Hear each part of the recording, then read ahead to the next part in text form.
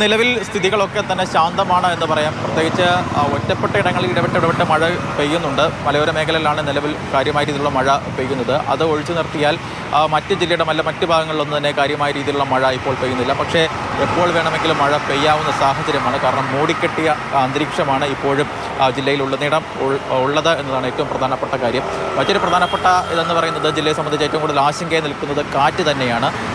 ജില്ലയിൽ 50 കിലോമീറ്റർ അധികം വേഗതയിൽ കാറ്റ് വീശാൻ സാധ്യതയുണ്ട് എന്നാണ് ജില്ലാ ഭരണകൂടവും അതുപോലെ തന്നെ കാലാവസ്ഥാ നിരീക്ഷണ കേന്ദ്രമൊക്കെ പറയുന്നത്. ആ സാഹചര്യം മുൻനിർത്തിയാണ് ഇന്ന് ജില്ലയിലെ പ്രൊഫഷണൽ കോളേജ് ഉൾപ്പെടെയുള്ള അംഗനവാടികൾക്ക് ഉൾപ്പെടെയുള്ള വിദ്യാഭ്യാസ സ്ഥാപനങ്ങൾക്ക് കളക്ടർ ഇന്ന് രാവിലെ അവധി പ്രഖ്യാപിച്ചത്.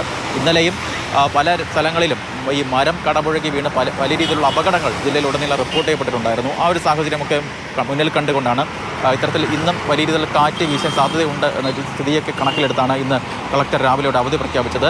എന്നാൽ MG യൂണിവേഴ്സിറ്റി നേരത്തെ മുൻകൂട്ടി തയ്യാറാക്കിയ പരീക്ഷകൾ ക്രമീകരിച്ചിട്ടുണ്ട്. ആ പരീക്ഷകൾക്കൊന്നും തന്നെ മാറ്റമുണ്ടാകില്ല. ജില്ലയുടെ പടിഞ്ഞാറൻ മേഖലകളിൽ പലയിടങ്ങളിലും ഒക്കെ വെള്ളക്കെട്ട് ചെറിയ രീതിയിലൊക്കെ വെള്ളമൊക്കെ കയറി തുടങ്ങിയിട്ടുണ്ട്. അവിടെയൊക്കെ ചെറിയ രീതിയിലുള്ള മഴ പെയ്യുന്ന സമയത്ത് തന്നെ ഇത്തരത്തിൽ വെള്ളം കയറുന്ന പ്രദേശങ്ങളാണ്. പ്രത്യേകിച്ച് ഈ ചെങ്ങളം, കുമരകം, തിരുവാർപ്പ് ഉൾപ്പെടെയുള്ള മേഖലകളിലാണ് ഈ ചെറിയ രീതിയിലുള്ള വെള്ളക്കെട്ട് ഉൾപ്പെടെ ഇപ്പോൾ ഈ റിപ്പോർട്ട് ചെയ്യപ്പെട്ടിട്ടുള്ളത്. ഈ സാധാരണ ഇത്തരത്തിൽ മലയോര മേഖലകളിൽ ഈ രീതിയിലുള്ള മഴ പെയ്യുമ്പോൾ ഈ രീതിയിലുള്ള വെള്ളക്കെട്ട് ഈ പ്രദേശത്തൊക്കെ സ്വാഭാവികമാണ്. അതുകൊണ്ട് തന്നെ ഒരുപക്ഷെ മഴ ഒരു 1-2 മണിക്കൂർ മാറി നിൽക്കുകയാണെങ്കിൽ ഈ വെള്ളം ഇറങ്ങി പോകുന്നതേ ഉള്ളൂ. ഈ മറ്റൊരു പ്രധാനപ്പെട്ട കാര്യമെന്ന് പറയുന്നത് ഈ മീനച്ചിലാറിലെയും മണിമലയാറിലും ഒക്കെ ജലനിരപ്പാണ്. സാധാരണ ഈ മലയോര മേഖലകളിൽ മഴ കനക്കുകയാണെങ്കിൽ ആ ജലം ഒഴുകിയെത്തി മീനച്ചിലാറിലൂടെയൊക്കെ ഒഴുകിയെത്തി പടിഞ്ഞാറൻ മേഖലകളിലേക്ക് വലിയ രീതിയിലുള്ള ദുരിതത്തിലേക്ക് എത്തിക്കുന്നുണ്ട്. പക്ഷേ നിലവിൽ ആ രീതിയിലുള്ള സാഹചര്യമില്ല.